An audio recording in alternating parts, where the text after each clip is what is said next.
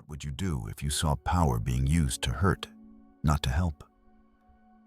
On a quiet Sunday evening, a single mother worked overtime in a billionaire's high-rise, her two children quietly drawing by her side.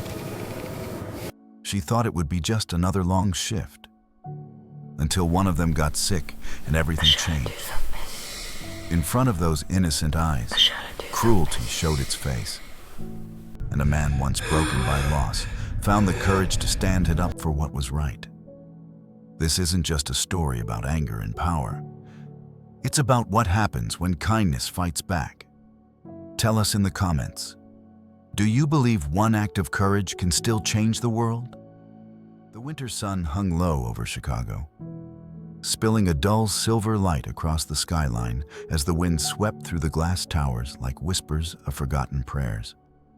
Inside Hale Tower, a 40-story monument of marble and steel, the world smelled of polish, detergent, and quiet ambition. On the 12th floor, Sarah Rivera moved like a shadow, her mop gliding over the glossy tiles that reflected her weary frame. Sarah, 36, was a Latina single mother whose gentle brown eyes carried both exhaustion and grace. Her dark hair, tied neatly into a bun, revealed the faint lines of years spent fighting fatigue more than time. Though small in stature, there was a strength in her movements. The quiet strength of someone who could not afford to rest. It was Sunday, her only day off, but she had volunteered for overtime. The extra hours meant medicine for her daughter's cough, winter coats for her twins. She had promised herself it would just be for a little while longer. Near the waiting lounge, two small figures sat cross-legged on the carpet. Leah, 6, had a round, fair face, framed by chestnut curls and the timid patience of a child too mature for her age. Leo, her twin brother, shared her gentle brown eyes, but carried more mischief, his hair slightly longer, his cheeks dusted with freckles. Between them lay a small box of worn crayons and a half-eaten sandwich. "What are you drawing, sweetheart?" Sarah asked softly, wringing the mop. Leo grinned, holding up his picture, a crooked snowman standing beside a tiny house. "That's us, Mama. Me, Leah, and you smiling. And it's snowing, but we're warm inside." Sarah smiled faintly, the corners of her lips trembling. "That's beautiful, baby." Leah looked up from her own page, whispering, "One day we'll have a house like that, right, Mama?"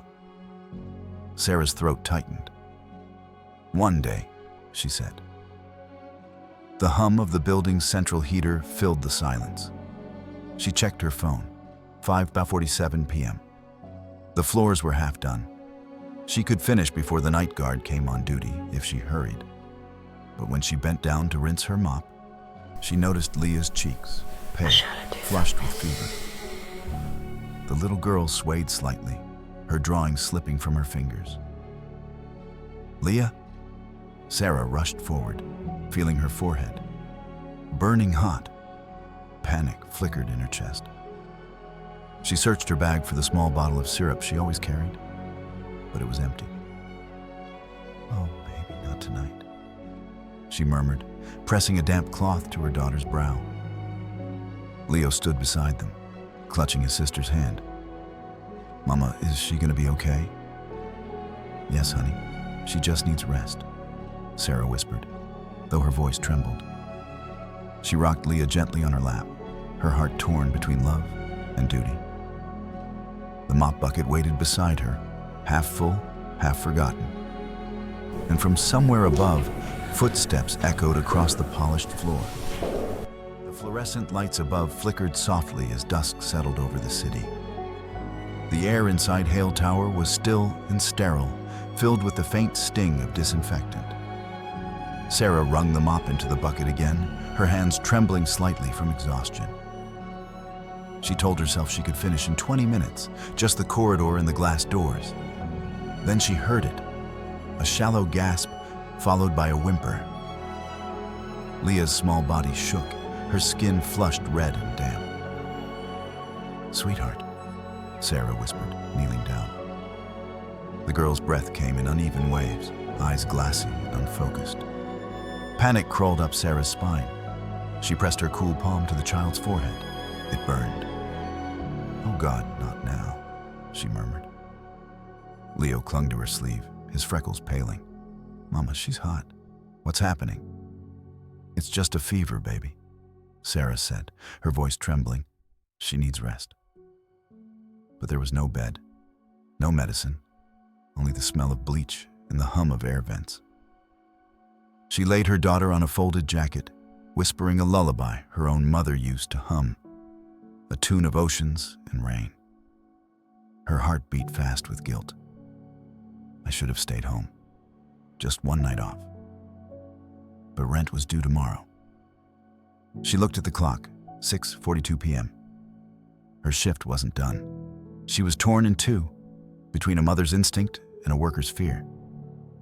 And then, a sound that made her heart freeze, the elevator dinged. Heavy footsteps echoed across the marble floor.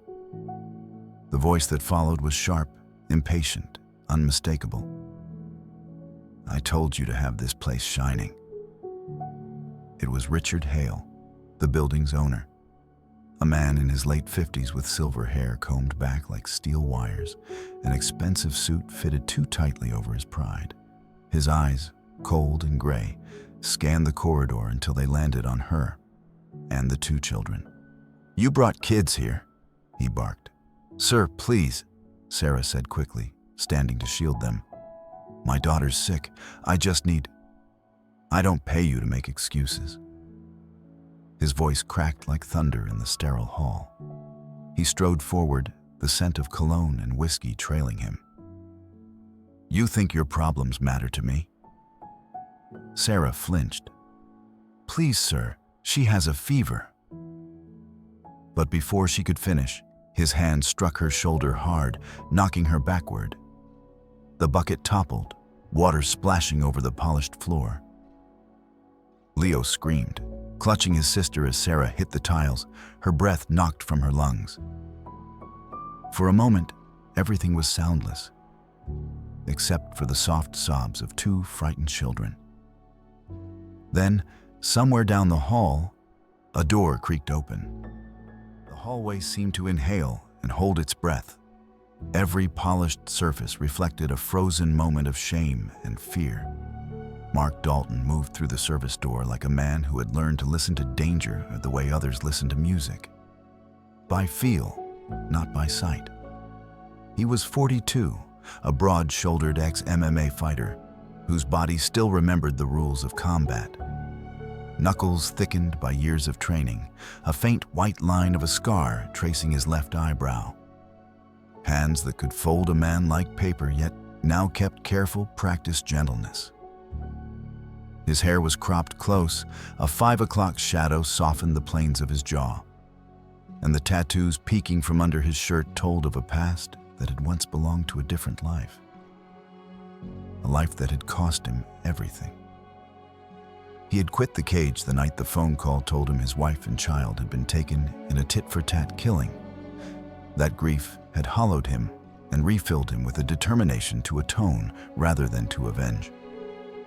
Tonight, the echo of small sobs drew that old muscle-tight grief forward.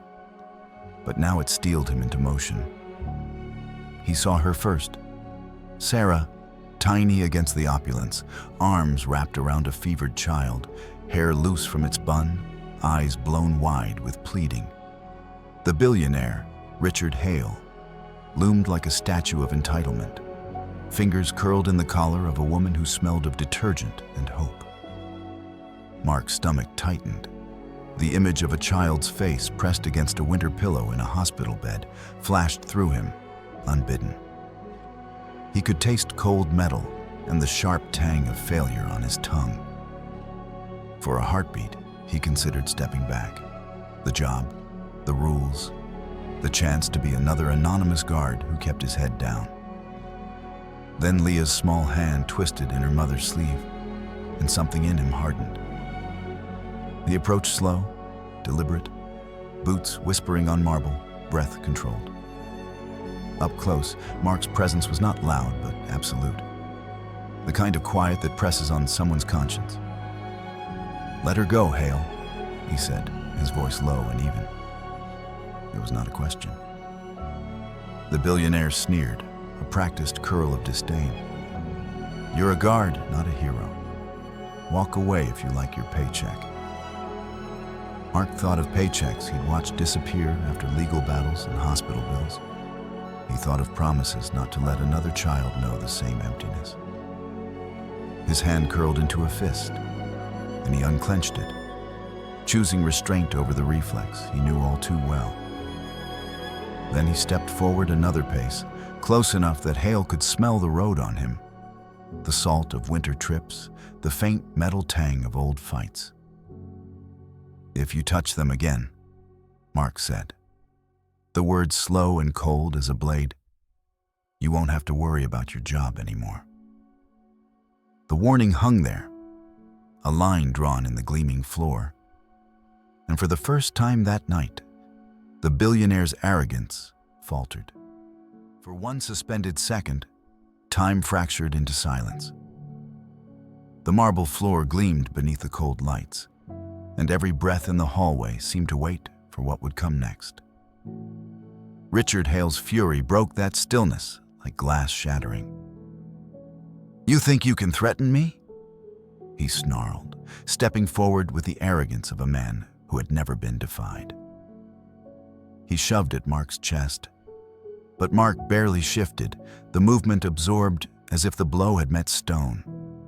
His muscles coiled out of habit, yet his mind stayed calm, trained by years of fights where losing control meant losing everything. "Don't," he said quietly, almost pleading, but Richard lunged again. In a swift motion born from instinct rather than anger, Mark sidestepped and seized the older man's wrist. One twist, controlled, precise, sent Richard stumbling forward. The sound of his shoes slipping across marble came just before the heavy thud of his fall. The billionaire hit the ground hard, a pained gasp breaking from his lips as his pride hit harder than his body. For a moment, no one moved. The assistant standing near the elevator froze, her hand half covering her mouth. The echo of the impact hung in the sterile air like judgment itself. Mark stood still, chest heaving once, eyes shadowed not with triumph but with disappointment. The kind he once saw in his own reflection years ago. He hadn't wanted this. Not again. He crouched slightly, ensuring Richard was breathing, then turned his voice low and steady. "Call an ambulance. No one leaves until police arrive." The command cut through the fear like a bell. Sarah trembled nearby, holding Leah close against her chest, rocking her gently as Leo pressed his face into Mark's pant leg, silent tears streaking his freckles. Her voice cracked. He hit me, but he didn't deserve it." Mark shook his head once. "You did nothing wrong," he murmured, eyes still on the man groaning on the floor. "People like him forget that power doesn't mean worth." Then he looked toward the window, night pressing against the glass, and exhaled the breath he'd been holding since that first scream. Sirens began to wail somewhere in the city below. He knew they were coming for the truth, but part of him feared they might still find his past. The shriek of sirens split the night, a wild echo bouncing off the glass walls of Hale Tower. Red and blue lights flickered against marble columns, painting the once pristine lobby in fractured colors of justice and shame. The heavy doors burst open, and uniformed officers flooded in, their radios crackling with clipped urgency. Sarah held Leah tight against her chest, the child's feverish face pressed into her neck, while Leo clung to her skirt, his small fingers trembling. Mark stood beside them, silent, his broad frame motionless, eyes fixed on the floor where Richard Hale sat. Dazed and pale, the veneer of power stripped away like a cheap suit. "Sir, please," Richard stammered as two officers approached him. "This is all a misunderstanding. I'm the one attacked. That man assaulted me. His voice cracked, reaching for arrogance that no longer obeyed him. But the older officer, Sergeant Willis, had seen men like this before. Men who thought money could scrub away guilt. He crouched beside Sarah gently, noticing the bruise blooming across her cheek and the wet handprint on her uniform sleeve. "Ma'am," he said softly, "is this the man who struck you?" Sarah's throat tightened. She nodded once, eyes shimmering under the flashing lights. Leo's voice came next, small but clear. "He hit my mama." The words sliced through the tension like truth itself. Even Leah, half conscious, whimpered softly. Mama cried. Willis rose, his expression set. "That's enough for me." He turned to his partner. "Cuff him." Richard lurched to his feet, panic replacing pride. "You can't arrest me. I own this building. You hear me?" But the metallic snap of handcuffs silenced him. The crowd of late-night staff who had gathered by the door whispered, their eyes wide. Power had fallen, and it had fallen hard. Mark exhaled slowly, muscles relaxing for the first time that night. He wasn't proud, only hollow, a man who had fought to protect, not to win. He glanced toward Sarah, who met his gaze with a trembling, wordless gratitude. Then a hand touched his shoulder. It was Sergeant Willis again, his voice low, firm, and kind. "You did the right thing, son. They're safe tonight because of you." Mark nodded faintly, jaw tight. For the first time in years, his fists had saved a life, not destroyed one. And as the blue lights washed across his scarred face, he almost believed redemption might be real.